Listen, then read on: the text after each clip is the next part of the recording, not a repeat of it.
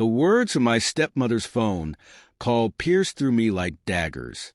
I gripped the desk in my hotel room, trying to steady my racing heart. Janet's voice dripped with satisfaction as she delivered the news that she'd emptied the trust fund my mom had left me. My name is Gabriella Mitchell, and at 28, I thought I had finally escaped the toxicity of my family dynamics. I worked in pharmaceutical sales, which kept me traveling across the country most weeks. It should have been just another Tuesday in Minneapolis, preparing for tomorrow's client meeting. Instead, I was listening to Janet gloat about stealing my inheritance. "Thanks for letting me know," I replied calmly, my voice betraying none of the rage building inside me. I could almost see Janet's smug expression falter at my composed response. She'd expected tears, pleading, or anger. Anything but this quiet acceptance. "That's all you have to say?" Janet pressed, clearly disappointed by my reaction. "Tiffany needs that money for her wedding and new house. You're just going to waste it on your meaningless sales career." I thought about my mom, who'd passed away when I was 16. She built a successful business from nothing and left me the trust fund to pursue my own dreams. Dreams Janet, who married my dad just 2 years after Mom died, had been trying to get her hands on ever since. "Is there anything else?" I asked, keeping my voice level. The silence on the other end was telling.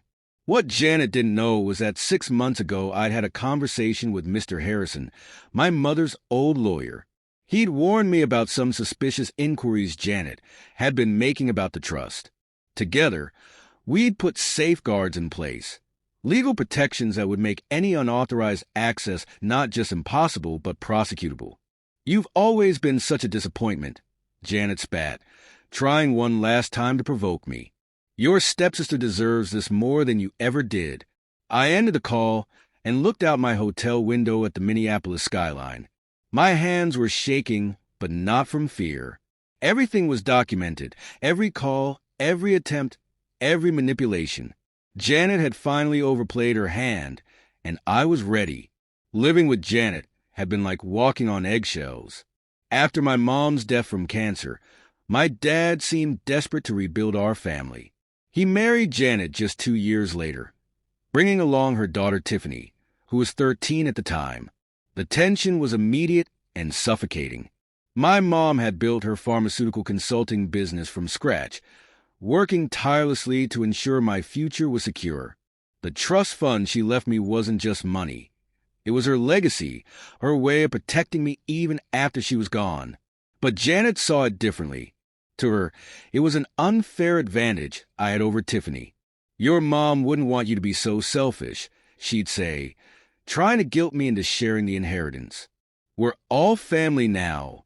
But we weren't family, not in the way that mattered. While my dad buried himself in work to cope with his grief, Janet systematically worked to push me to the sidelines. Tiffany became the star of our household. Every achievement, no matter how small, was celebrated lavishly. Meanwhile, my academic scholarships and business school acceptance went practically unnoticed. Janet made sure my dad only saw what she wanted him to see. The real wake-up call came during my college graduation. I'd finished at the top of my class, landed a prestigious job, and done it all while working part-time. My dad couldn't make it because Tiffany had a minor cold. "She needs her father right now," Janet had insisted.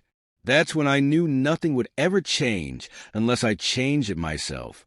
I moved out the next day and focused on building my career. The trust fund stayed untouched, not because I didn't need it, but because accessing it meant dealing with Janet's interference. Every time I visited home, she'd make snide comments about my privileged position, how Tiffany struggled without the same advantages. 6 months ago, when Mr. Harrison called to warn me about Janet's inquiries, everything clicked into place.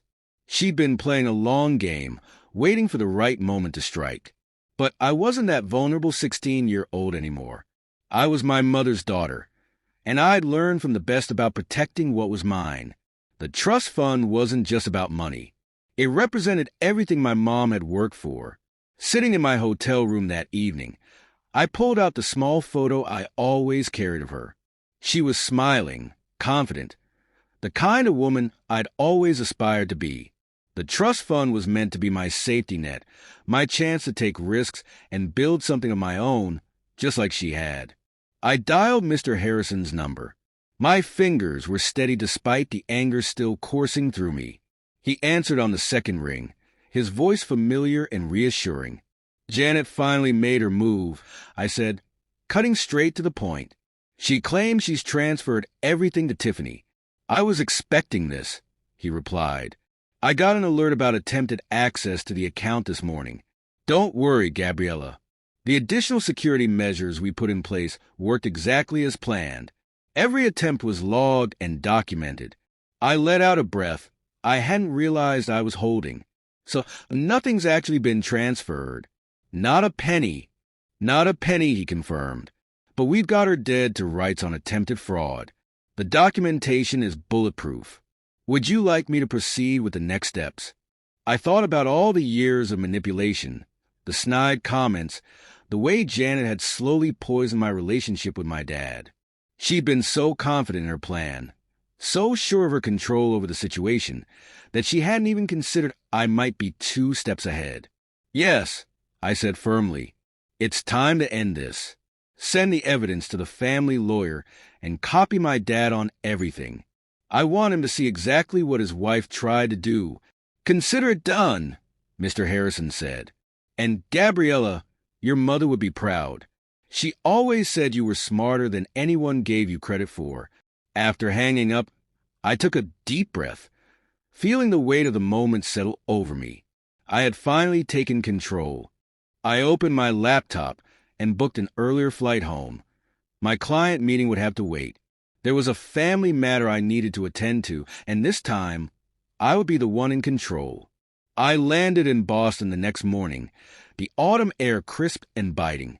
My dad's house, the one I grew up in, looked exactly the same, but something felt different. Maybe it was me.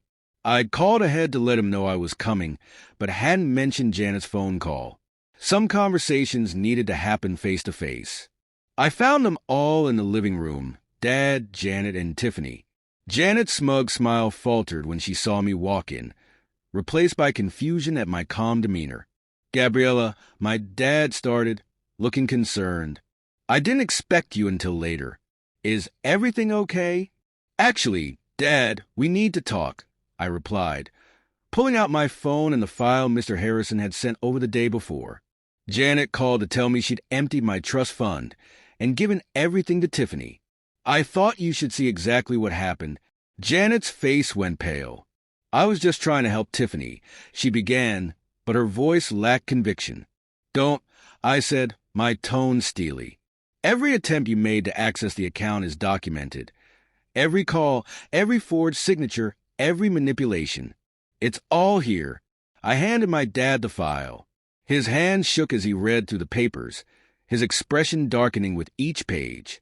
Janet, what did you do? His voice was barely a whisper. She's lying. Tiffany jumped in, her face red with anger. She's always been jealous of me. I pulled out another document, the complete trust fund statement. The money's still there, safe and untouched. Janet's attempts to transfer it failed, because I was warned about her plans months ago. I took precautions. Precautions? Janet spat. You set me up. No, I replied calmly. I protected what was mine, just like my mom taught me to. The silence in the room was deafening as my dad read through each document. Every manipulative email Janet had sent to the bank, every forged signature, every calculated move she'd made to steal my inheritance. It was all there in black and white. I did this for our family, Janet protested, but her voice wavered. But her voice cracked when she said it. Tiffany needed... Stop. My dad cut her off. His voice cracked. Janet, these documents, you tried to forge my signature. You lied to the bank. He looked up at me, his eyes filled with a pain I hadn't seen since my mom died. Gabriella, I had no idea. Of course you didn't, I said softly. Janet made sure of that. Mr. Harrison had organized everything chronologically. showing years of Janet's attempts to undermine my relationship with my father, all while trying to get her hands on my trust fund. The latest documents showed her failed attempt to transfer the money along with her angry calls to the bank. "This is ridiculous." Tiffany jumped up, her face flushed with frustration. Mom was just trying to make things fair. Gabs always had everything handed to her. I turned to my stepsister, feeling a mix of pity and frustration. Handed to me? I worked through college, built my career from scratch, and never touched that trust fund. Mom left it to me because she wanted me to have options, just like she did. But Janet couldn't stand that, could she? Janet's composure finally cracked. "You ungrateful little." "I've already filed charges," I interrupted. "The bank has all the evidence of attempted fraud. Mr. Harrison is handling everything." I turned to my dad. "I'm sorry you had to find out this way, but you needed to know the truth." The weight of 12 years of manipulation hung in the air. My dad looked at Janet like he was seeing her for the first time, and not in a good way. The next few moments changed everything. My dad stood up, his hands trembling as he held the documents. "Janet," he said quietly, "I want you out of this house. Tonight." "What?" Janet's voice rose to a shrill pitch. "You can't be serious. After everything I've done for this family." "Done for this family." My dad's voice was quiet but firm. "You tried to steal from my daughter. You forged my signature. You've been lying to me for years." Tiffany started crying, but these weren't her usual manipulative tears. She looked genuinely shocked, perhaps finally realizing the gravity of what her mother had tried to do. "The police will want to talk to you," I said to Janet. "Mr. Harrison has already filed the reports. The bank's fraud department is involved now." "You planned this," Janet hissed. "You knew I would try to access the trust fund." "No, Janet. You planned this," I countered. "I just made sure I was ready when you did." I turned to my dad.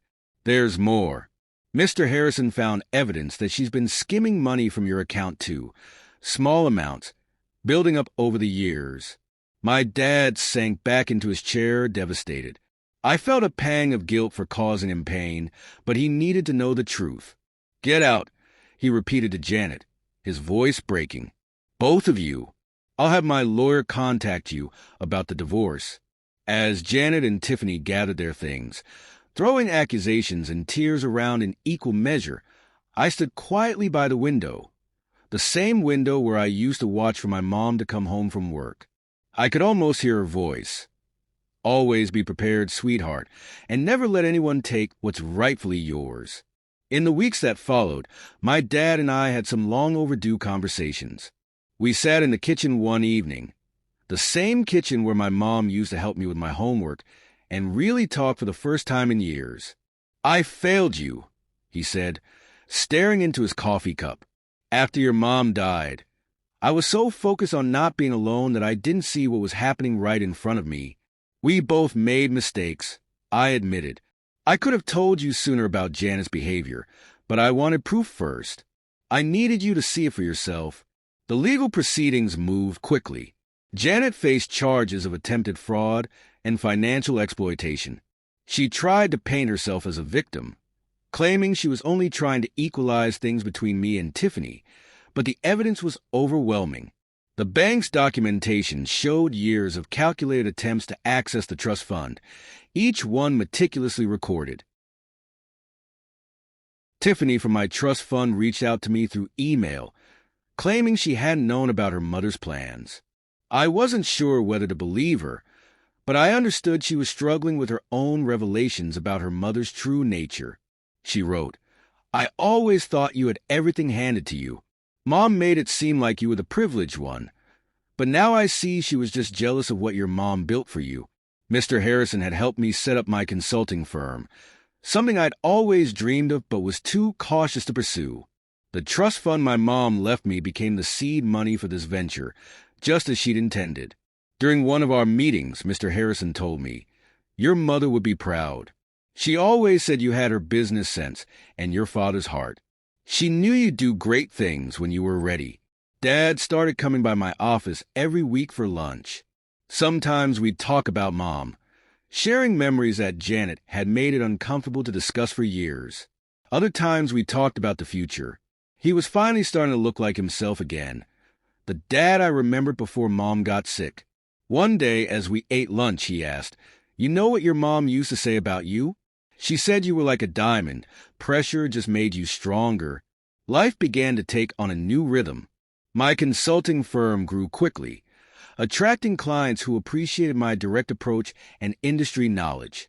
I hired a small team, including Sarah, a brilliant analyst who reminded me of my mom. Same drive, same determination to prove herself. Janet's trial ended with a plea deal. She avoided jail time but had to pay restitution and was banned from working in any financial capacity. The last I heard, she moved to Arizona to live with her sister. Tiffany stayed in Boston, working as a teacher's assistant. We kept minimal contact, mainly through occasional emails. Dad threw himself into rebuilding our relationship. He started sharing stories about my mom that he'd kept buried for years, how they met at a business conference, their early struggles to start her company, the late nights planning their future. Each story helped heal a little piece of what we'd lost. One evening, as we sorted through old photos in the attic, we found Mom's business journal. Inside was a letter addressed to me, dated just weeks before she passed. "My dearest Gabriella, I'm leaving you more than money. I'm leaving you the freedom to choose your path. Don't let anyone dim your light or tell you what you deserve. You're stronger than you know, smarter than they give you credit for, and capable of anything you set your mind to. Trust yourself. I do. Love, Mom." Those words became my mantra as I built my business. I framed the letter and hung it in my office, a daily reminder of where I came from and where I was going. My dad retired from his job and started volunteering at a grief counseling center, helping other families navigate loss without losing themselves. Sometimes he'd consult for my firm, bringing years of experience and a perspective that complemented my approach perfectly. Looking back on those events 5 years later, I'm amazed at how much has changed. My consulting firm has expanded to 3 cities, helping pharmaceutical companies streamline their operations, just like Mom used to do. The trust fund she left me didn't just secure my future. It became the foundation for helping others build theirs. Dad retired completely last year, but he still comes by the office to mentor our younger employees. He says it keeps him connected to Mom's legacy. We have lunch every Wednesday, making up for all those years we lost to Janet's manipulation. The hardest lesson I learned wasn't about money or betrayal. It was about standing up for myself. Mom knew that one day I'd need to fight for what was mine, and she made sure I had the tools to do it. She taught me that true strength isn't about being tough. It's about being prepared and patient enough to wait for the right moment. Sometimes, I visit the old house where I grew up. Dad still lives there, but it's different now. The walls have been repainted, the furniture rearranged. Everything that reminded us of Janet is gone. Mom's old office, which Dad turned into a library, holds a collection of business books. I found one last week with notes inside, written about teaching me to run the company someday. I never got that chance with her, but I'm building something of my own now. Every decision I make in my business carries echoes of her wisdom. The trust fund she left me wasn't just about money. It was about believing in myself enough to stand my ground when others tried to take what was mine. Janet's attempt to steal my inheritance taught me something valuable. Sometimes, people show you exactly who they are, and the best response is to be prepared. I'm grateful now for those difficult years because they shaped me into someone my mom would be proud of. Someone who doesn't just survive challenges, but grows stronger from them. The family photo albums have been reorganized, keeping the memories that matter. On my desk at work sits my favorite picture, Mom and me at her office, both of us laughing about something long forgotten. It reminds me daily that while some people try to tear you down, others build you up in ways that last a lifetime. On the anniversary of my mother's passing, my father and I visited her grave together. We brought fresh flowers from her favorite garden, a tradition we'd started that year. Standing there, I shared with him the letter I'd found in her journal. He read it silently, his hands trembling slightly as he held the worn paper. "She was always thinking ahead," he said softly, his voice thick with emotion. "Even when she was fighting for her own life, she was fighting for yours too." In that moment, I realized that every step I had taken to protect her legacy, every choice to stand firm, every decision to build something meaningful, was her final gift to me. "She would be so proud of you," Dad said, placing a hand on my shoulder.